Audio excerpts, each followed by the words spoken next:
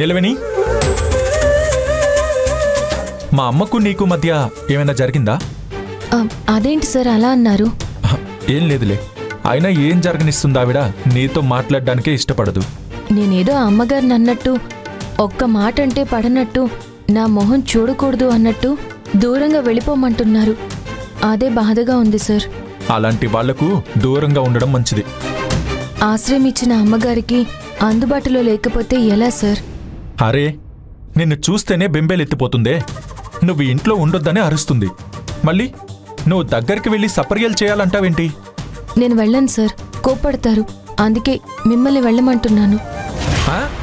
నేనా? దేనికి? నేను కషాయం తయారు చేసి ఇస్తాను. మీరు వెళ్ళి అమ్మగారికి ఇవ్వండి. ఎలాంటి జ్వరమైనా వెంటనే తగ్గిపోతుంది. లేదు, చచ్చినా వెళ్ళను. అలా అనకండి సార్. ఏ తల్లికైనా సరే బిడ్డ మీద చచ్చే అంత ప్రేమ ఉంటుంది. అమ్మగారికి కూడా మీరంటే ప్రాణం. మిమ్మల్ని ఎవరైనా ఒక్క మాటన్నా తట్టుకోలేరు.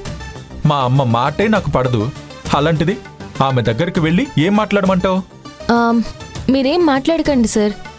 నేను మీకు ఇవ్వబోయే కషాయం తీసుకెళ్ళి తాగమని చెప్పండి. నిలవేణి, నువ్వు ఇలాంటి కండిషన్స్ పెట్టకు ప్లీజ్. మా డాడీ కోసం నేను ఇక్కడున్నాను, కానీ లేదంటే ఎప్పుడో దూరంగా వెళ్ళిపోయేవాణ్ణి. నాకమ్మ లేదని ఎప్పుడో డిసైడ్ అయిపోయాను. కన్న తల్లి గురించి అలా మాట్లాడకూడదు సార్. జన్మనిచ్చిన ఆమెను ఎప్పుడూ దూరం చేసుకోకూడదు. నిలవేణి, నీకు జరిగింది తెలీదు. నేను అనుకున్నట్టు ఏదీ జరగలేదు. ఆమె జరగనివ్వలేదు. అదే నా బాధ. మళ్ళీ జరిగితే? అది జరగదు. నిలవేణి, అర్థం పర్థం లేకుండా మాట్లాడుకు. కొన్ని కల్లో కూడా జరగవు. నువ్వు చూసావు కదా, ఏదో జరిగిపోయిందన్నట్టు నిన్ను చూడగానే అంత టెన్షన్ పడిపోతుంది. అవును సార్, జ్వరం వచ్చినా, గాలి సోకినా, దిష్టి తగిలినా ఇలా ప్రవర్తిస్తూ ఉంటారు. ఇప్పుడు నేను వెళ్ళి దిష్టి తీస్తానంటే ఒప్పుకోరు. హే, అలాంటి పని ఏమీ చేయకు. నువ్వింకేదో చేయడానికి ప్రయత్నిస్తున్నావని అపార్థం చేసుకుంటుంది. పోనీ డాక్టర్ని పిలిచారా సార్? మా నాన్న పిలుచుంటారు, చూద్దాం ఏమంటారు.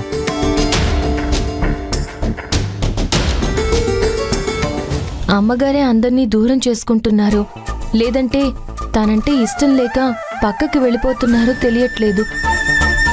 ఏది ఏమైనా తను ఒంటరి అవ్వకూడదు.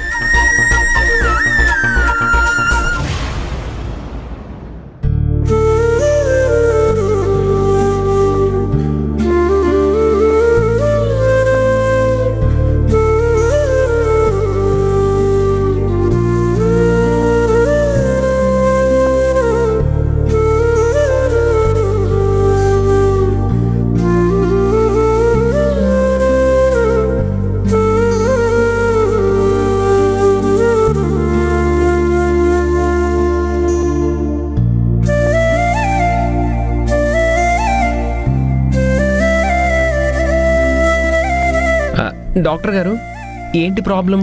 మీరుండండి.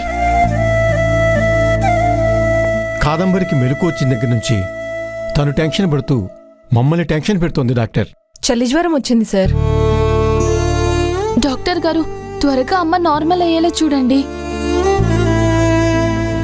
మా జూలీ వర్షానికి తడిచినప్పుడు కూడా ఇలాగే ముడుచుకుపోయేది. జూలీ ఎవరు? కుక్క అండి, మా ఇంట్లో ఉండేది. మా అమ్మని కుక్కతో కంపేర్ చేస్తే తర్వాత మీ నెత్తి మీద జూలు కూడా లేకుండా చేస్తుంది. గుండు గొరిగించి సున్నం బొట్టు పెట్టిస్తుంది.